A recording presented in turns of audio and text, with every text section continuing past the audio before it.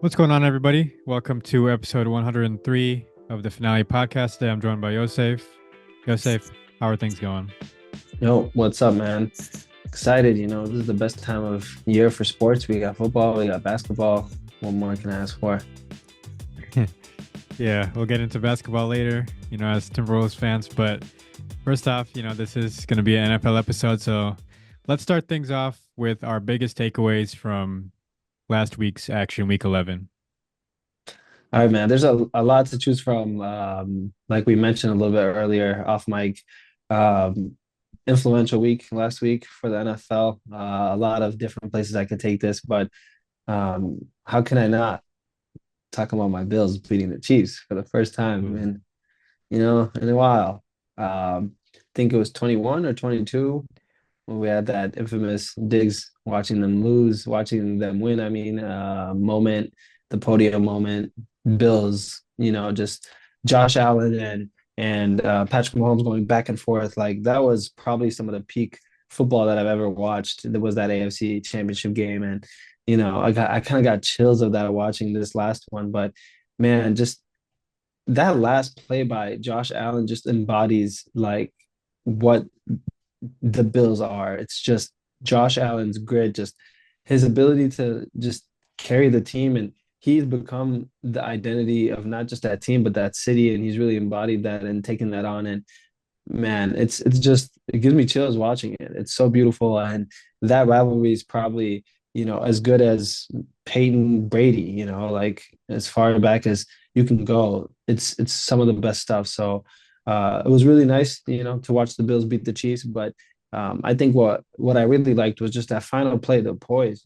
I got it, 4th and 2. What else are we gonna do? We're not gonna give them the ball back. And then taking it in, and he knew what he was doing. So I think we've talked about this in previous pods, but having just not one superstar receiver like in Stephon Diggs, but it kind of rises. It makes everyone step up to the occasion because you never know which receiver is going to get it going. And they did it without Keon Coleman, their star or rookie wide receiver. He's not groundbreaking or anything, but Kincaid, he's doing it without pieces, but it's just this next man up mentality that you see in football, in successful football teams that have an identity, that have a purpose, and just beautiful to watch. So Bills beating the Chiefs, can they do it again in the playoffs? It's a whole completely different beast. But I've always had confidence that the Bills are probably the best team in the AFC.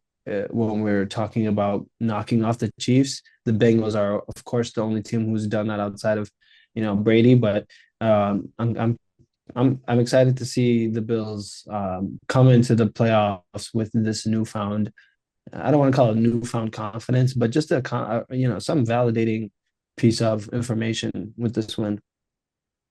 Hmm.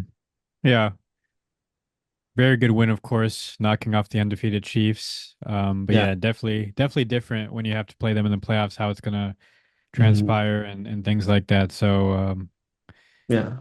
good win for sure. I'm gonna go with the another AFC team. You mentioned them briefly. I'm gonna say the Bengals, Mm. still unable to get Yeah. a win, finding a way to win, especially in these tight games. They just can't really get the job done and finish. They have one of the best offenses in the NFL right now in terms of their points per game. They put up a lot of points, and Jamar Chase and Joe Burrow are, one of the best duos in the league right now. They're both playing at really high levels. Burrow For is sure. probably one of the better quarterbacks in the league at this current point in time, and Jamar Chase is playing like the best receiver in the league, and they're still unable to finish. I think a lot of that does come down to their defense being among the worst in the amount of yards they allow per game in all these high scoring games they've allowed. It's just hampered them and not not brought about these wins that in the past they might be able to win those close games when they did have those guys on the defensive side that were able to help them out a little bit more. So it's unfortunate, with them right now on the bye week being 4-7, and it's looking Yeah. unlikely that they'll make the playoffs. But I mean, they're just such a good team, so it's unfortunate to see how these games are going down. They have the loss, couple of losses to the Ravens, which were close. They have, of course, this last loss to the Chargers, which was close. So Hmm. those are games that they can obviously play and contend in, but it's just I feel like they need to just find a way to finish, and that's something as Vikings fans we understand. And we had a really good offense, and then defensively, like, wasn't always the best, and then we'd have our record in one score games where one year was fortunate for us and coming out on top in those games, and next year just it wasn't the case. So I think you definitely want to avoid those situations, and I feel like priority for them is probably going to be improving their defense when they get a chance to do so in the offseason. But I don't know if this affects Zach Taylor and his job security, but I've always thought he was a pretty good coach, so we'll see what they do moving forward. But I always also thought that, like, once they had to pay players and things like that, it was kind of going to affect their Yeah. dynasty run, and it was going to really test them because at first they were just a super young team with guys on rookie contracts, but now these factors come into play and you have really good players that you need to pay and guys are leaving at the same time. So I think that's just all coming down, having this cumulative effect on what they are right now as a 4-7 team and at the bottom of the AFC North. But that's my Hmm. biggest takeaway. Another takeaway I Yeah. had was the Ravens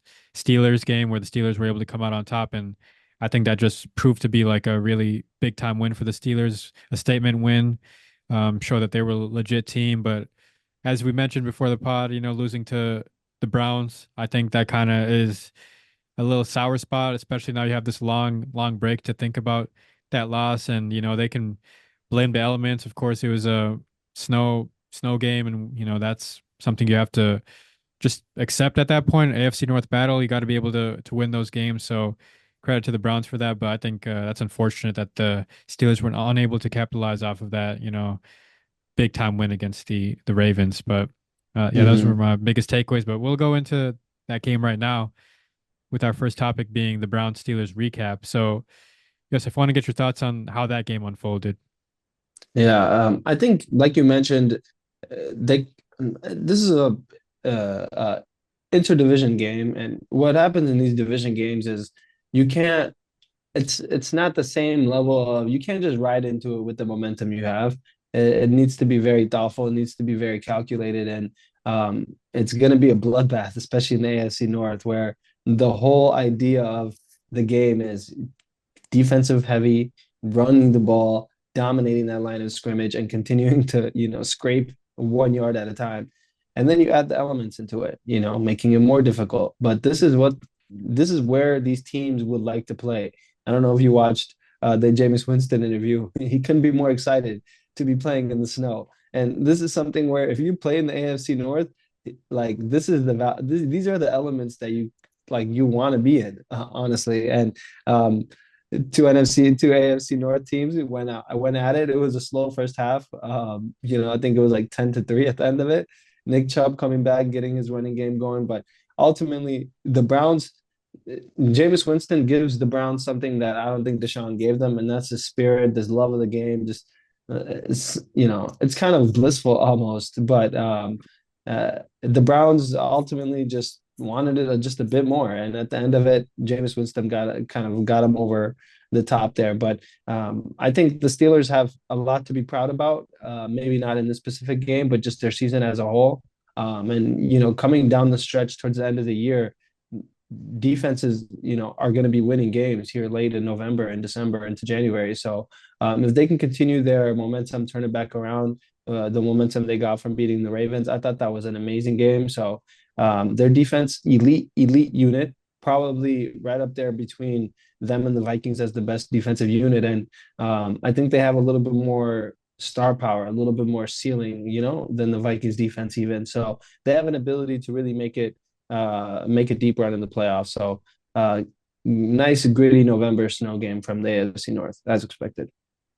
hmm And yeah, as a divisional matchup, I mean the Browns have had a couple of wins of late against the AFC North teams. Ravens, you remember a couple of weeks ago, of Right. course, and this game against the Steelers in the snow game. I remember, or I think George Pickens was saying like it was just because of the elements, but I feel like you just still have to be able to come out on top in those wins in those Yeah. games, and I think they had every chance to come out on top. It just was a back and forth game, and Right. the Steelers were unable to come out on top, but they had their chances. They took the lead, and the Browns were able to fight back in that one with Jameis Winston getting into the end zone late. And yeah, I think this team does look a little bit different with Jameis Winston at quarterback. He, of course, is a turnover prone guy. Gave him an interception pretty much into their hands late in the game, but they're able to still come out on top with the win. And it's interesting, like you mentioned, with these divisional matchups, because last week they got smacked by the Saints, who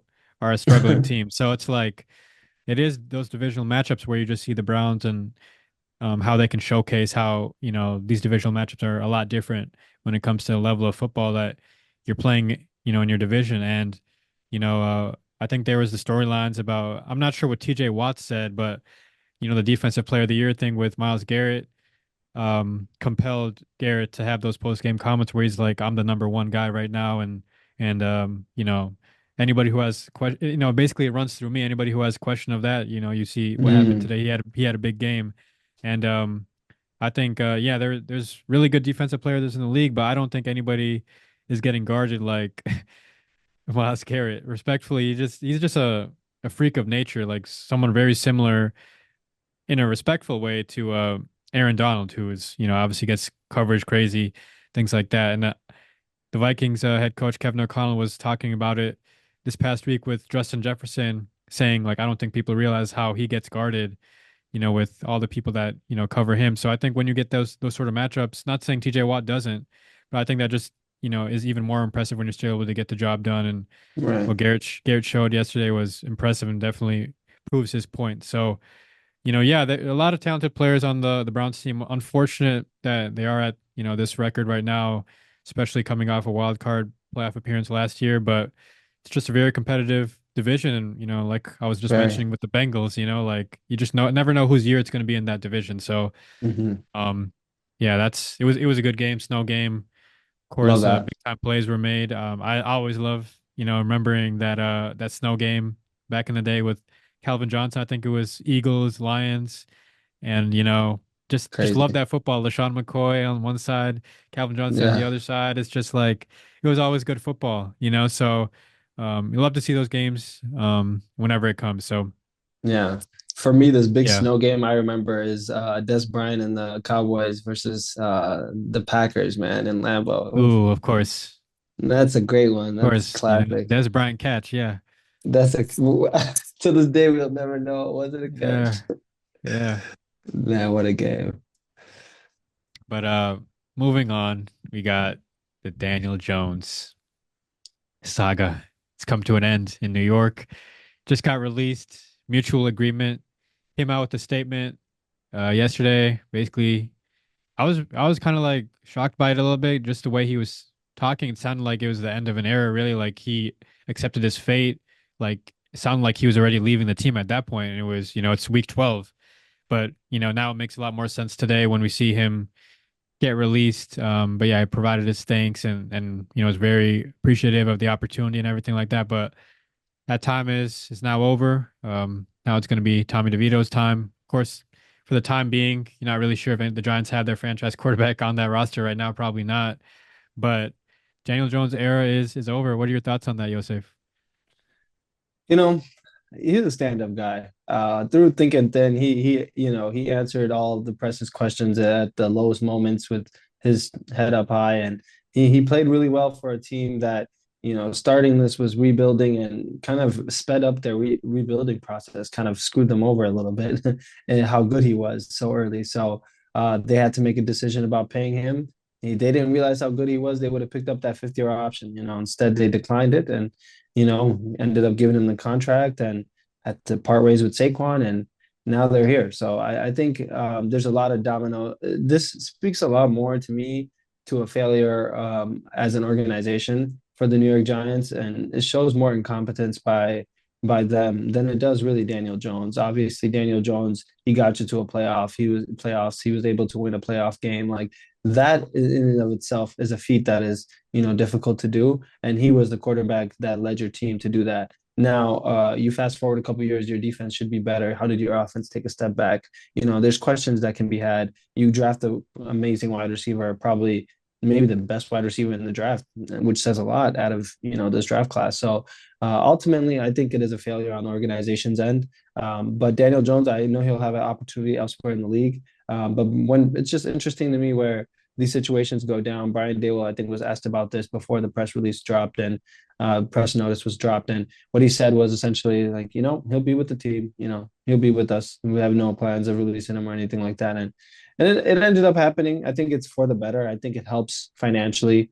It helps the Giants. That Daniel Jones probably already got paid out. So there's a few things that are just kind of like classic bureaucratic NFL stuff that if you're interested in, that has some of that layer in this story as well. But ultimately, man, I think the Giants, fumbled his career. Like I don't think they did a great job of really like predicting how good he would be, missing that fifth-year option, and then not being able to surround him, paying him too much.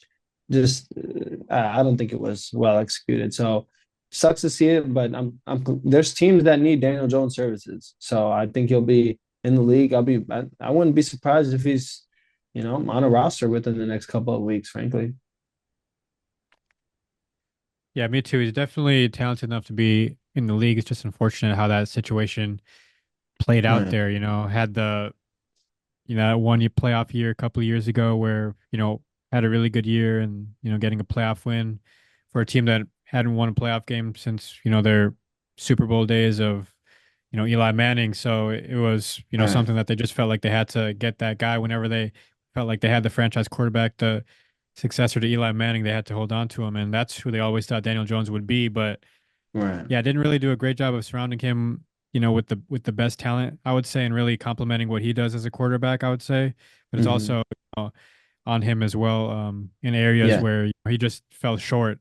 So I think this was the best decision moving forward. I know they have to take in, dead cap as a result, but it is what it is at this point. I think it's just best for all parties. I was seeing yesterday where they had him playing safety um in practice, and I was like, I don't think it was, something that you could continue to do with, that situation. I feel like it was just going to be too much drama inside the locker room, and at this Yeah. point, I feel like it was just best that they made this decision to move on from him. But yeah, overall, difficult situation. Even going back to the Saquon Barkley thing. So unfortunate. How everything really played out for the organization over the past couple of years, not really capitalizing on their success of a couple of years ago, and now they're just in a tough position, and it's really going to go back to the draft for the Giants again, trying to find that next quarterback. There's Yeah. a couple of different options that they can go for, but definitely want to make sure you hit on that quarterback and um, if surround Right. your talent like Malik Neighbors and guys like that with a really good quarterback that's going to be able to push you forward, whether it's, Shador Sanders you're hearing a lot about or Cam Ward or someone else. So I'm interested to see like how it's going to work out. I wanted to see what Nahum would think about this whole decision and everything like that. I'm sure the writing was on the wall. He was expecting it, but yeah. And also like Drew Lock, I want to I'm thinking about Drew Lock and how he came in thinking he was going to be QB2, and now he's still QB2, and Tommy DeVito is the guy. So that's also an interesting situation. It's just a lot of things going on, but I don't know, Just like it's just a mhm. lot. Yeah. Yeah, it points to like mismanagement, man. Like, first of all, like there's just so many tidbits at which they could have played this a little bit better. Not surrounding him with a single wide receiver that's, capable of 1,000-yard season up until this point. What do you call that? Like, not picking up his fifth-year option. I've said that multiple times. What do you call that? And then you pay a man like 40 mil a year for respectfully beating the 30th best, regular season defense in the playoffs, like in the Vikings that year. So like it wasn't a meaningful win. So I don't want to seem like I'm talking out of both sides of my mouth. It was a meaningful win. But then again, it was so reactionary. It was so New York Giants-esque. Oh my God, we found our guy since Eli Manning. Let's give him the bag. Let's move away from Saquon Barkley. If Saquon was on this team, frankly, they could have probably done better than they would have had an opportunity to make the playoffs in the NFC. Like that's how important I think it just those little decisions just have trickled down 2 years later from a playoff berth to being back to back lottery pick. That's just mismanagement, man. And Brian Dable, like I really do like him as a NFL head coach and as a NFL mind. But like he needs to, I don't think he's on the hot seat necessarily. I mean, they're gonna use it. He's gonna be the quarterback. I mean, the head coach of the future. But I don't think he can, even him, he can handle another, collapse like he was witness to this time. Yeah, I'd give him a chance to just, give his recommendation on who he wants the quarterback to be Hmm. and give him a chance with that quarterback. So I think that'd be the best, case moving forward for him because I feel like he is still a good coach. He's shown it in his first year, really. I think everybody was surprised with the Giants making the playoffs that year. So I don't want to say it was just that one game Daniel Jones had against the Vikings. I think he had a solid year that year overall, making it a tough decision. We've seen it Yeah, as Vikings fans with having a really good year from a quarterback and, having to decide whether they're going to keep him or pay him. We've dealt with that with Case Keenum. So, Kirk Cousins. Kirk Cousins, so it's some of those Yeah, decisions. It is kind of like, you don't want to mess it up. And, the on the other side of it, if you let Daniel Jones go and he flourishes elsewhere, it's like kind of like how the Vikings are with Kirk Cousins, right now with what he's doing in Atlanta. It looks a lot worse, especially like let's say if Sam Darnold was playing like terribly. So, for sure. For so sure. it's just mismanagement at the end of the day, but they are tough decisions they got to make, and For hopefully they sure. do give Dable a chance in getting his guy that he wants. We saw in Hard Knocks how he wanted different these quarterbacks. Like I think Jaden Daniels was the guy he pinpointed. So we'll see. You talked highly of Jaden Daniels when they had their matchup recently. So I think there are some quarterbacks in this draft class. While it might not be as strong as last year's, that could suit what Dayball wants. We've seen Yeah, him in prior situations with his quarterbacks back at Alabama and Buffalo. So I want to see, for their sake, him getting a chance to pick the quarterback. It's going to lead them moving forward. And yeah, we'll see what happens with that. But for moving sure. on to the last topic, we got Jets staying in staying in this New York. Right here, we got Jets firing GM Joe Douglas. He's had his time there. He's been there. Hmm. I think going back for a very long time, even before he was a GM. So I need to confirm that. But like, just thoughts on everything like that. Of course, firing Salah earlier in the year. Just yeah, what are your thoughts on this That's what decision? did it. That's what did it, man. I think it was Yeah. firing Salah that made this happen. I think it's just interesting, the comments that were coming out of the locker room after Salah got fired was very, very interesting. I was not expecting that. A lot of, I think Salah's ability to connect with those players, especially on the defensive end, was something special. And firing him as a scapegoat felt unjustified in the locker room based on the comments that the players were giving. And usually you see when a head coach is fired and an interim is put in, there's like that game where they all play around their interim head coach and level up and usually win the game. And people look at, see, look, I knew the team, it was the head coach's fault. In this case, that never happened. They went on to lose the game after Salah got fired. And ultimately, I think that took the wind out of their season that was already headed in the wrong direction due to bringing in a personality like Aaron Rodgers that is old, washed, you could say. But ultimately, he's bringing in a mentality that I don't think is conducive to winning, is conducive to New York football, frankly. I say that with a grain of salt, as both the Giants and the Jets have been run very incompetently for the last 10 years or so. But the Jets, in particular, what have they done? What have they been able to do in the last 10, 20, 30 years? Like it's continuous mismanagement, continuous incompetence. And I think firing Salah was the wrong decision. It was not well thought out. If you were going to fire him in the offseason, get a new guy in there, let him, get this team going on his scheme.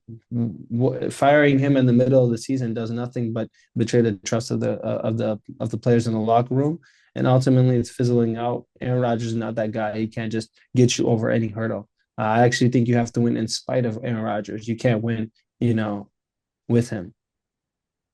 Hmm.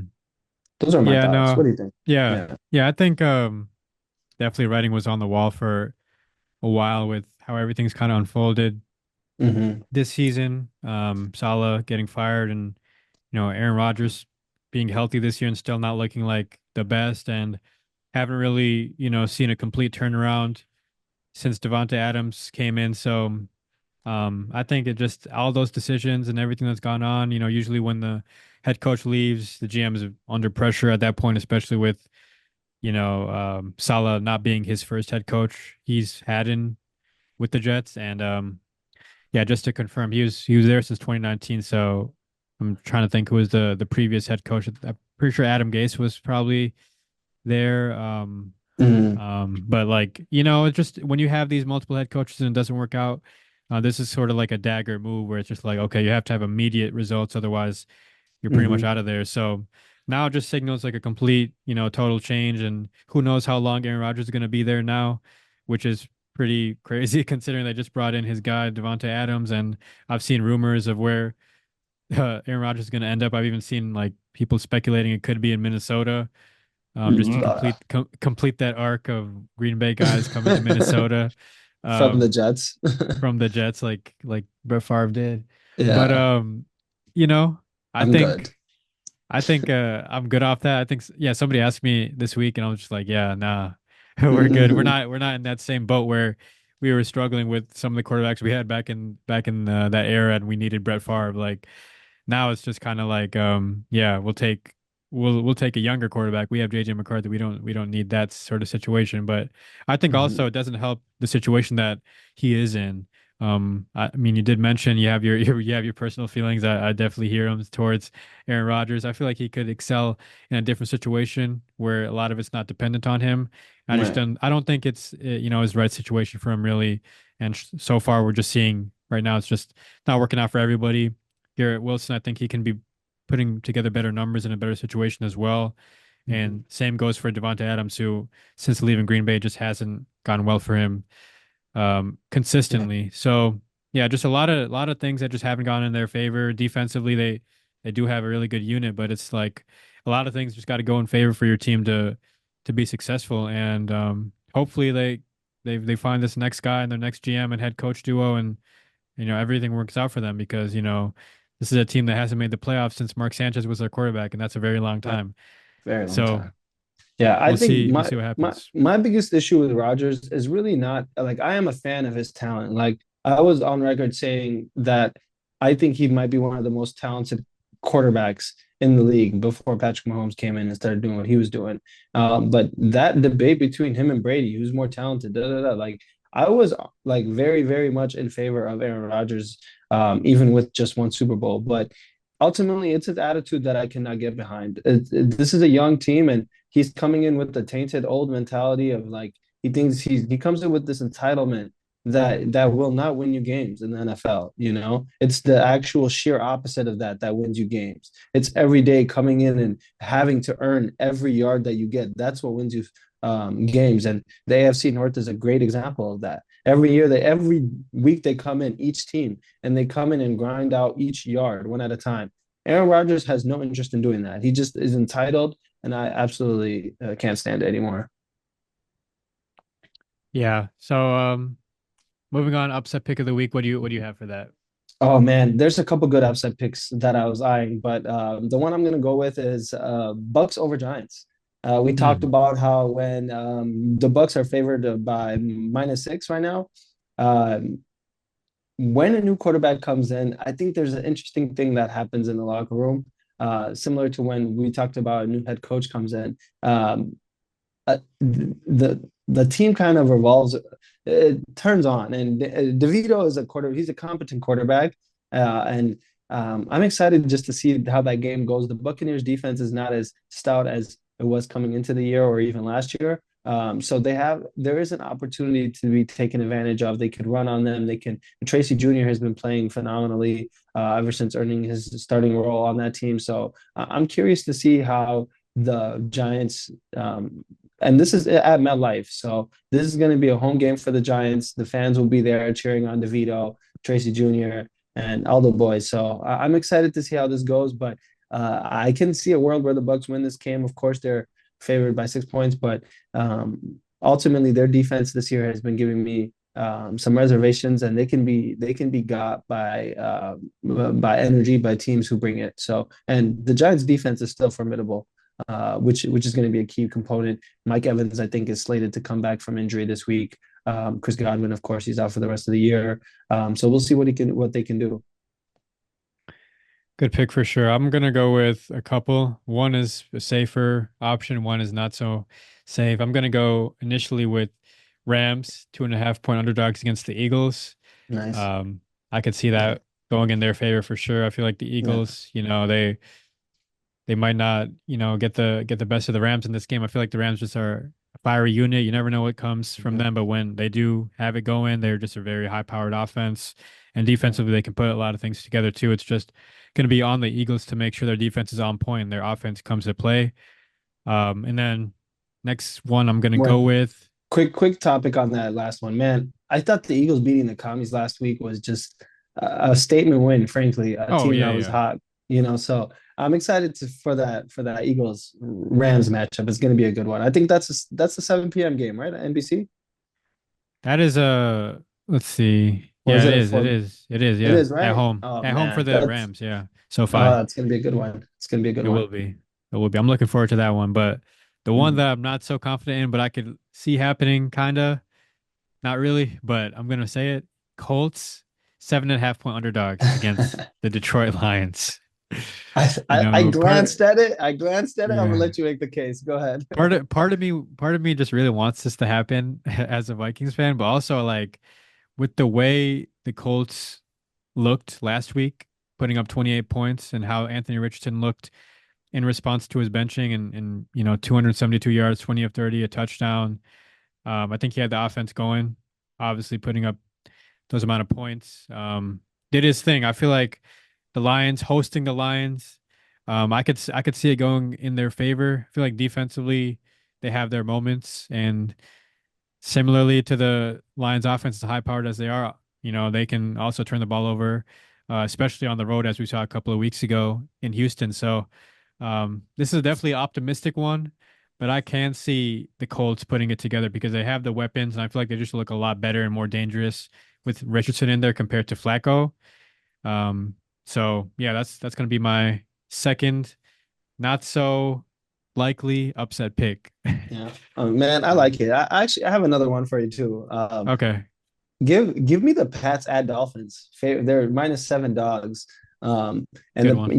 the Dolphins have a lot to play for, but man, I just Drake May, man, I like him. Like if he had played the whole year, he would have had an opportunity to make that running for rookie of the year, offensive rookie of the year. So I'm curious to see how the Pats go. I think they're like a good team. Like I actually they're well coached. I like their head coach. A first year head coach. I think he has a lot to scheme up and learn from this year, going into next year. But man, I can just never count them out. Their defense is competes, and Drake May, man, he's someone fun to watch. So and what do you call it? What's his name? I'm blanking. Running back. Hulk. Oh, No, Ramondre Stevenson. Stevenson, like Romandre Yeah. is actually like a very valid running back where he could go off for a little, So I'm excited to see how that goes. Dolphins, of course, need this game. It's in Miami, so we'll see. I doubt it, but absolutely love that pick as well. And before we sign things out, you know, NBA takeaways, Timberwolves fans, let's keep it Timberwolves for this one. Um, just, go ahead. Man, I don't know, man. I don't know. We lost our defense. Like, where did our Uh, defense go? I ultimately Cat was a big proponent of our defensive rebounding. He grabbed offensive boards. That has completely fell off the earth. I feel like we're back in 2022 against the Grizzlies, just being out rebounded every time. Like this Raptors game, these guys are having two, three chances at it. The game before against the Suns, last 2 minutes, they're getting three offensive boards on the same possession. Like Carl Anthony Towns, no matter his ups and downs, that was the number one role that he played in on that defense was grabbing defensive rebounds, closing out those possessions, and then on offense, of course, grabbing those offensive boards and doing what he's doing in New York City. So I think we very much missed that. And ultimately, man, we gotta blame Julius Randle. Like his defensive intensity just does not match the identity of this team. And with that being said, Anthony Edwards, you are the leader, right? You are the new crowned leader of the Timberwolves. We traded away the other 50 mil guy. Now it's just you. You're the guy who made the Olympics. You're the guy who made all NBA last year. every single night. He doesn't quite understand what it means to compete on a night to night basis, on a play to play basis. He comes in with this arrogance that gets him, the confidence that he needs to do what he needs to do in those split seconds, fourth quarters where we're down by one, beat your man and make the bucket. But ultimately, that same arrogance is also the reason why he doesn't play backdoor cuts in the third quarter. Why he doesn't pick up his guy and start screaming at the ref, which we've seen a lot less of this year, thank God. But ultimately, I think this starts and ends with Anthony Edwards not being able to show Julius Randle what it means to be a Timberwolf, what it means to have the identity of having a defensive first identity. He's not doing that, and I think ultimately, like, blame has to go to the guy who's going to receive all the credit if we win. Anthony Edwards, this is up to you to set the tone, set the standard. Very similar to what we're seeing with Philadelphia and Joel Embiid. Don't claim to be a leader. Don't play like you're a leader. Whine like you're a leader. Get compensated like you're a leader, but don't every day come and set the standard for what a leader needs to be. Ultimately, that's where I stand with this. I think this team is perfectly fine. It starts with the mentality, ends with the mentality with Anthony Edwards. I definitely agree with that. And it was one of the concerns I had with the cat trade outside of the obvious financial reasons is, this is Anthony Edwards' first opportunity at really showing he is the guy and, being dependent on like he is the guy and, living up to, his pay grade. And, we haven't seen him, meet that standard just yet. I do think Mm-hmm. it's still early and, as you mentioned, the defense just hasn't been the same. Julius Randle just on that side of the ball, acclimating him to really fill in for that cat role. It's not a like for like replacement. Really have to find ways to make sure that he is, understanding the defense. And I think it also affects Rudy Gobert at the same time, who was used to playing with Cat, as a front court player. And doesn't help that we're not getting consistency out of Dante DiVincenzo, a guy who was a knockdown shooter for the Knicks last year in the second half of the season. That's still, yet to be seen. Mike Conley's not the same. This year kind of looks like he's not the same shooter, and that was something that was huge for us last year. I think Jaden McDaniels has been a bright spot in parts this year. I feel like offensively he's kind of growing a little bit. Definitely as a shooter where he struggled last year, so that's been good to see. But defensively, I think that's the identity of this team, and we haven't lived up to that. We're one of, we're a average defense, which is what we're not trying to be. We're trying to be a defensive team, and I think it just starts with, the identity, and hopefully we find that in the second half of the season, and we're able to really get guys acclimated in the proper way. And I don't know if this is going to be the set rotation all year, but there are some guys out there that I feel like could get a chance if this is how things continue, because it is pretty unacceptable. And, it was one of the fears I had again with the cat trade, just getting things acclimated and us making, a major fall off. And so far it's looking like what it is. We had some good wins this year, Kings, Suns of late, but losing games like you lose to the Spurs and losing games like you lose to the Trailblazers and losing to the Raptors, that doesn't help things at all. It just kind of, take multiple steps up and then take a huge step backwards. So hopefully that they can, be able to figure that out pretty soon here, but I'm not surprised. I mean, this is just a lot of new things, a lot of new pieces. A lot of our team was centered around Cat, and we can't just, expect that there's going to be a quick change and, everything's going to get, 100% fixed right away. I think it's a lot of new roles for everybody, and hopefully they figure it out, man. But it has been frustrating to watch for sure. For sure. And ultimately we're this is a 500 basketball team, and that's sad to see. But 2 years ago, when that first year Rudy came in, there was the acclimation period. We were 500, a 500 basketball team last year. I thought what we did last year was go into training camp and build an identity, and everyone was on a common page. And honestly, if to me, this really comes down to Julius Randle not being attentive enough on defense and not having that tenacity on defense, and then also not having a backup center. Like those things have really hurt our defense. And ultimately, man, those minutes, if you look up those minutes with Julius Randle and Nas Reed, terrible, like terrible. If you look at the minutes with Rudy Gobert, they're pretty equal to last year. So ultimately, this tells me that I think that we do have a hole with the backup center role. And there's no one on our roster that can fill that role as of right now. No Luka Garza, no Leonard Miller, no one. Nas Reed is a four. I want him starting at the four, frankly. exactly. I want to get rid of Julius Randle. There's a lot of things, but ultimately, we don't need to make those huge changes in the middle of the season. But what we do need to make in the middle of the season is a mentality change, a shift, a decision, mentally within all of the guys. And ultimately, it starts with Anthony Edwards, man. If he shows up and he grinds on that side of the court, guess what? Every single person will fall in line. So, man, Anthony Edwards, man, this is what happens when you have a 23-year-old superstar leading your franchise. I still have hope for this team. I think there's still a defensive juggernaut within the team that we have right now, within our roster. There's a defensive juggernaut. It's about mentality to me. Yeah. And we'll see what happens, man. Hopefully things change for us. Yeah. But yeah, this is everything. Episode 103 in the books. Yossef, appreciate you as always coming on, and we'll see you again pretty soon here. Yes, sir. Peace. All right, peace.